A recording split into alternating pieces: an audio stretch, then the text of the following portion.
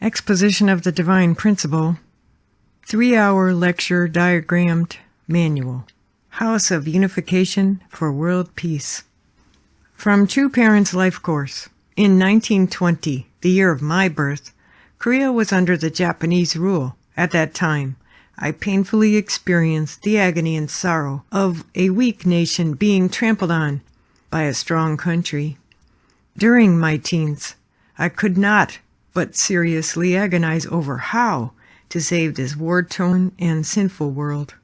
Also in my teens, I started to think deeply about the following basic questions about life. Who am I? Where did I come from? What's the purpose of life? Does life go on after death? Does God exist? Is God omnipotent? Or is he just incompetent? If God is omnipotent, why doesn't he remove the problems of mankind? Why do so many pains exist in the world? Since I knew that these problems cannot be resolved by human power, I judged that if God exists, we should follow his will and take the path that can take us beyond human limits. At 16, I had a mystical experience. In the morning of Easter, after I made a long, tearful prayer, Jesus Christ appeared to me and gave me many revelations and teachings. He told me much about deep and amazing things. He said that God is grieved because of suffering humanity, and he asked me to undertake a special role on earth for the sake of God's work. In short, the spiritual world suddenly opened up before me, and I could freely communicate with the saints there.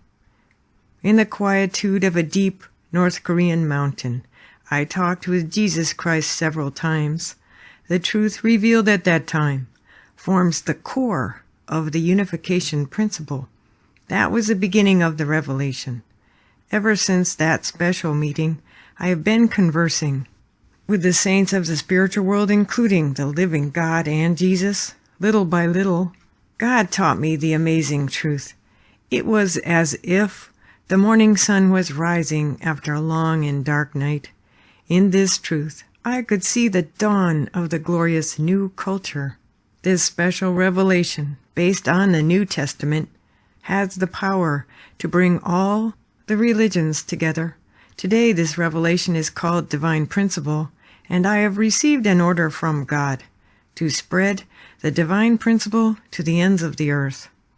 The main branches of Divine Principle are Principle of Creation, Human Fall and Restoration, Salvation, and Second Advent. After publication of the 1-hour manual, this manual is produced with more detailed contents according to Reverend Moon's direction to publish a 3-hour manual. We believe that this volume will help students and teachers of Divine Principle deepen their understanding of the principle. Introduction. Human happiness. Everyone is struggling to attain happiness and avoid misfortune. How, then, does happiness arise? People feel joy when their desires are fulfilled. Human contradiction and the fall. Within the self-same individual are two opposing inclinations. The original mind that desires goodness and the evil mind that desires wickedness. They are engaged in a fierce battle, striving to accomplish two conflicting purposes. Any being possessing such a contradiction within itself is doomed to perish. Christianity sees this state of destruction as the result of the human fall. Human ignorance, considered from the viewpoint of the intellect. The human fall represents humanity's descent into ignorance. People are composed of two aspects, internal and external, or mind and body. In the same way, there are two types of ignorance, internal ignorance and external ignorance. Human search for truth. Humanity, through religion, has followed the path of searching for internal truth, and through science has followed the path of seeking external truth. Religion and science, each in their own spheres, have been the methods of searching for truth in order to conquer ignorance and attain knowledge.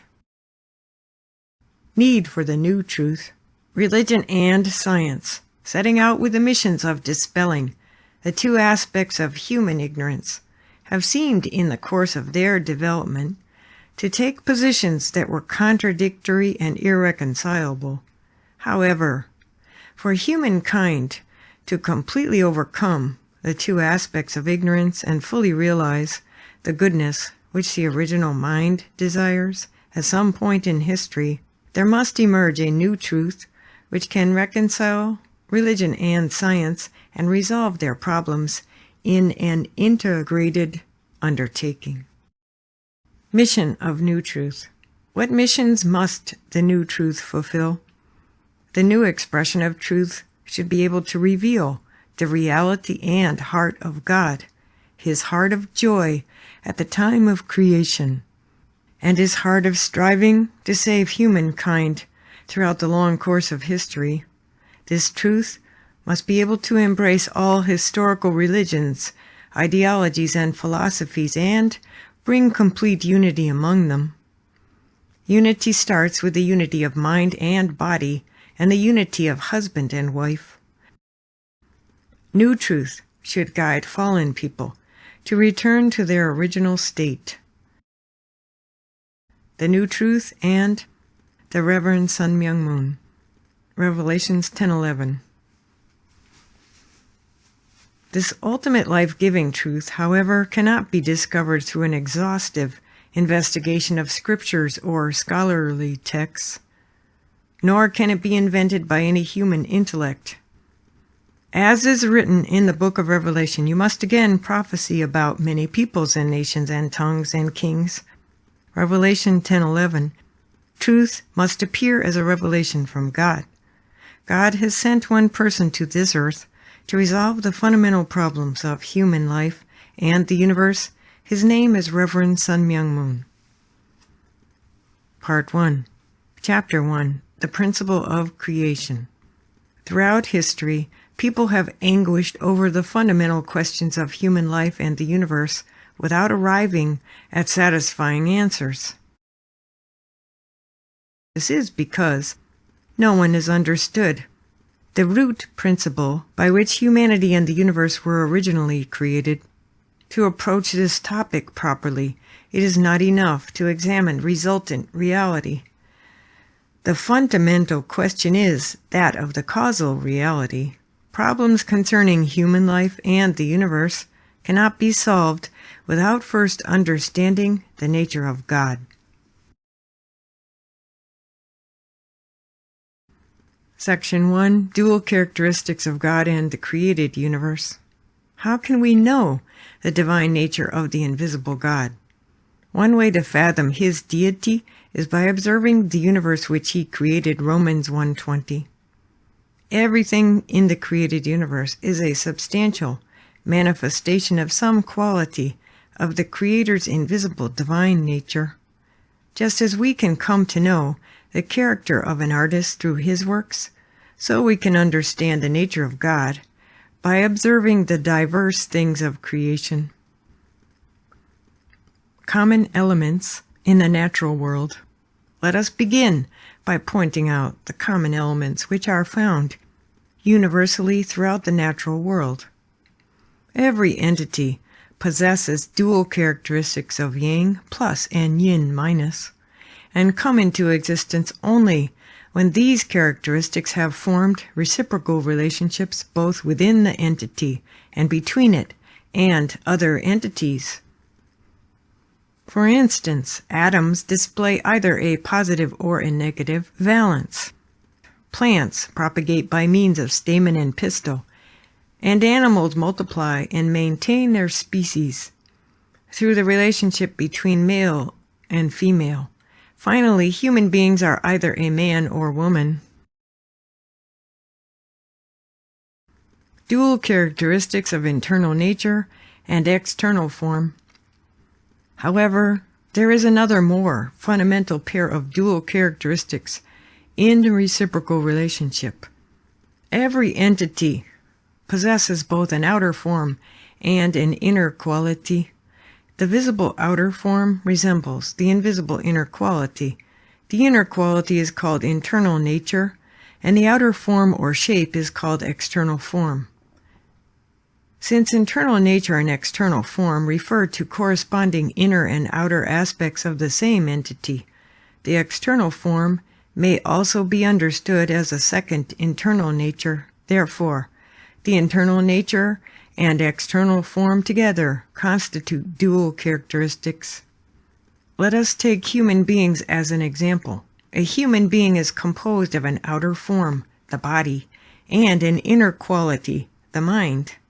Mind is the internal nature and body is the external form. Mind and body are two correlative aspects of a human being. Hence, the body may be understood as a second mind. Together, they constitute the dual characteristics of a human being. Similarly, all beings exist through the reciprocal relationships between their dual characteristics of internal nature and external form. God's dual characteristics. The first cause must also possess the dual characteristics of internal nature and external form, which stand in the position of subject partner to the internal natures and external forms of all beings. We call this first cause of the universe God, and we call God's internal nature and external form the original internal nature and original external form. It is only natural to surmise that God, the first cause of all things, also exists based on the reciprocal relationship between his dual characteristics of yang and yin. Relationship between internal nature, external form, and yang and yin. What is the relationship between the dual characteristics of internal nature and external form and the dual characteristics of yang and yin? God's original internal nature and original external form each contain the mutual relationship of original yang and original yin. Therefore, original yang and original yin are attributes of original internal nature and original external form. God is the subject in whom the dual characteristics of original internal nature and original external form are in harmony. At the same time, God is the harmonious union of masculinity and femininity, which manifests the qualities of original internal nature and original external form, respectively. In relation to the universe, God is the subject partner, having the qualities of internal nature and masculinity.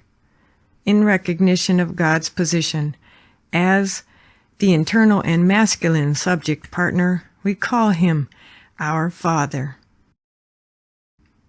Relationship between God and the universe.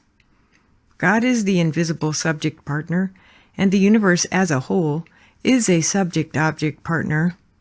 God is the invisible subject partner, and the universe as a whole is a substantial object partner to God, in accordance with the principle of creation. In accordance with the principle of creation, God's dual characteristics manifests itself symbolically or in image as individual embodiments of truth, which constitute the universe. Since individual embodiments of truth are all substantial object partners to God, resembling his original internal nature and original external form, they each possess within themselves both internal nature and external form, and likewise both yang and yin. Section 2. Universal Prime Energy, Give and Take Action, and the Four-Position Foundation. God, the creator of all things, is the absolute reality, eternal, self-existent, and transcendent of time and space. The fundamental energy of God's being is also eternal, self-existent, and absolute. It is the origin of all energies and forces that allow created beings to exist. We call this fundamental energy universal prime energy. Give and take action. Through the agency of universal prime energy, The subject and object elements of every entity form a common base and enter into interaction. This interaction, in turn, generates all the forces the entity needs to exist, multiply, and act. The interaction generating these forces through this process is called give-and-take action. The four-position foundation, which realizes the three-object purpose through origin, division, union, action. The process in which out of God, the origin, two entities are separately manifested and reunited in oneness is called origin, division, union, action. Three-object purpose. Any of the four positions resulting from the origin, division, union action, namely the origin, subject, partner, and any of the four positions resulting from the origin, division, union action, namely any of the four positions resulting from the origin, division, union action, namely the origin, subject, partner, and object partner and their union, may assume the position of subject partner and engage the other three as its object partners, forming a communion of three object partners. When each of the four then acts as the subject partner and enters into give and take with the other three, they fulfill the three-object purpose. The four-position foundation. When the origin, the subject partner, and object partner projected from the origin and their union all fulfill the three-object purpose, the four-position foundation is established. This foundation is, number 1, root of the principle of three stages, because it involves three stages of God, husband and wife, and children. 2, root of the number 12, because as each of the four takes on three object partners, 12 object partners are created. 3, fundamental foundation of goodness and realization of God's purpose of creation. 4, fundamental foundation for the life of all beings, providing all the forces necessary for their existence. The four-position foundation is God's eternal purpose of creation. Section 3, the purpose of creation of the universe. It is recorded in the Bible, Genesis 1:4-31, that after God completed each day of creation, he saw that it was good.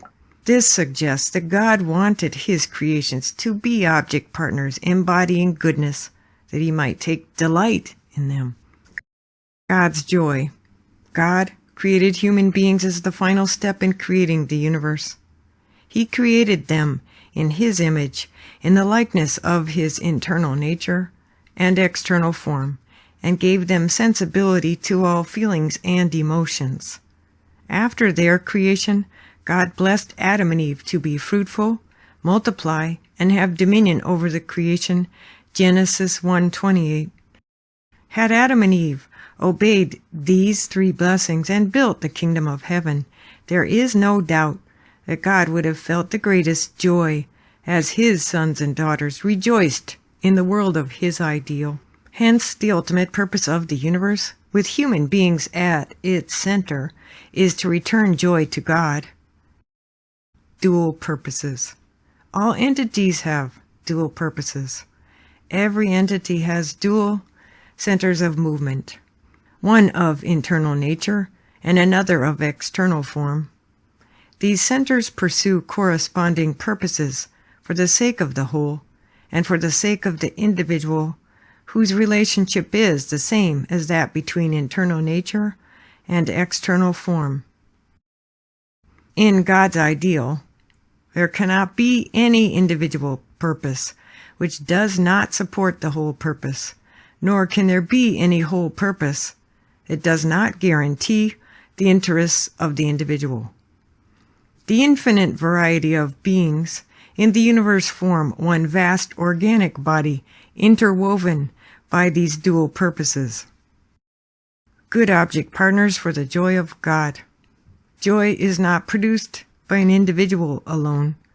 Joy arises when we have an object partner, whether intangible or substantial, in which our internal nature and external form are reflected and developed.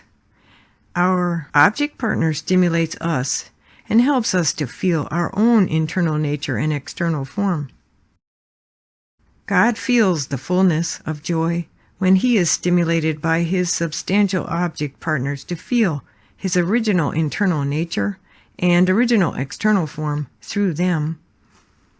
When the kingdom of heaven is realized through the fulfillment of the three great blessings and the establishment of the four-position foundation, it becomes the good object partner that gives joy to God. 3 blessings. The key to God's first blessing is the perfection of individual character. An individual's mind and body are discrete projections and object partners of God's dual characteristics. In order for an individual to perfect his character, he must form an individual four-position foundation whereby his mind and body become one individual through give-and-take action with God as their center.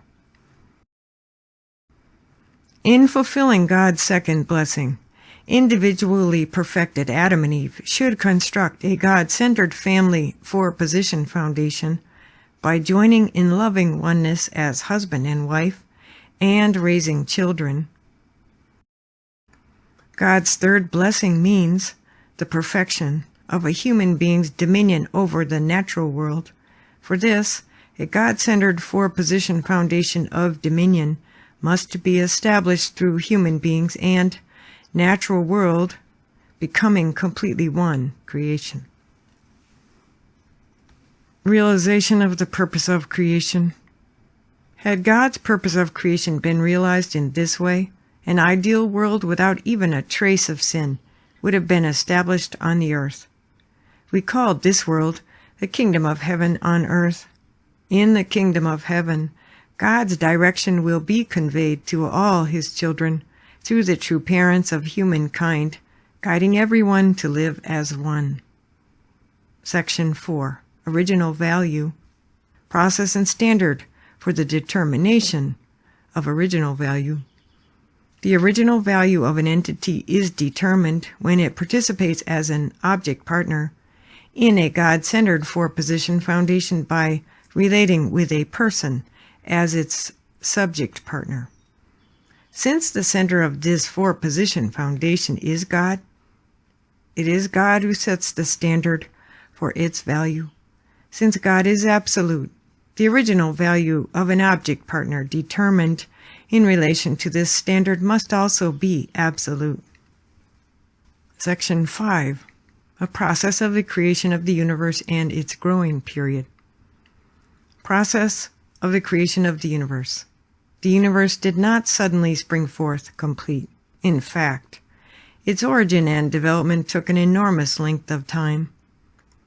The biblical period of 6 days for the completion of the universe is not to be reckoned by the number of literal sunrises and sunsets.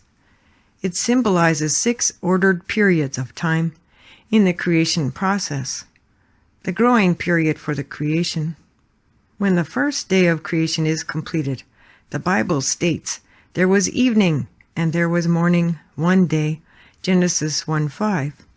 One would think that the arrival of the morning after the passage of an evening and a night would be reckoned as the second day, yet it is referred to as the first day. The Bible states one day to show that a created being must pass through a growing period, symbolized by the night, before it reaches perfection in the morning. Then, as it greets this new morning, it can step forward and realize its ideal of creation. The 3 ordered stages of the growing period. All creation reaches perfection by passing through 3 ordered stages of growth: the formation stage, the growth stage, and the completion stage. Human beings could not fulfill the purpose of creation because they fell without completing the 3 stages of the growing period. Hence, in their renewed efforts to realize their purpose, human beings must pass through these 3 stages. The first human ancestors fell at the top of the growth stage. the realm of indirect dominion. When created beings are in the growing period, God has regard only for the fruits of their growth, which are based on the principle. In this way, he governs all things indirectly. We call this growing period the realm of God's indirect dominion, or the realm of dominion based on accomplishments through the principle. All things reach perfection after passing through the growing period by virtue of the autonomy and governance given by God's principle. Human beings, however, pass through the growing period and reach perfection by fulfilling their own portion of responsibility, in addition to the guidance provided by the principle. Why God endowed human beings with responsibility? God endowed human beings with a portion of responsibility for the following reason. By fulfilling their given portion of responsibility, with which even God does not interfere, human beings are meant to inherit the creative nature of God and participate in God's great work of creation. God intends human beings to earn ownership and become worthy to rule over the creation as creators in their own right, just as God governs over them as their creator. This is the principal difference between human beings and the rest of creation, the realm of direct dominion. Human beings abide in the realm of direct dominion when, as subject partner and object partner, they unite in the love of God to form a four-position foundation and become one in heart with God. In this realm, they freely and fully share love and beauty according to the will of the subject partner, thus realizing the purpose of goodness. Hence, the realm of direct dominion is the realm of perfection. Section 6. The incorporeal world and the corporeal world, whose center is human beings. The incorporeal world and corporeal world. The universe was created after the pattern of a human being, who is in the image of God's dual characteristics. Therefore, corresponding to the human mind and body, the universe consists of the incorporeal world and the corporeal world, both of which are real and substantial. The two worlds together form the cosmos. When we shed our physical bodies, we enter the incorporeal world as spirits and live there for eternity. The position of human beings in the cosmos. 1. God created human beings to be the rulers of the universe. 2. Mediator and center of harmony of the cosmos. And 3. Encapsulation in a substantial form of the essence of everything in the cosmos. Microcosm. The reciprocal relationship between the physical self and the spirit self. The physical self consists of the dual characteristics of physical mind and physical body. Our spirit self consists of dual characteristics of spirit mind and spirit body. A spirit can grow and reach perfection only while it abides in the body. The spirit becomes good only through the redemption of sins granted during earthly life. It is not God who decides whether a person's spirit enters heaven or hell upon his death. It is decided by the Spirit himself.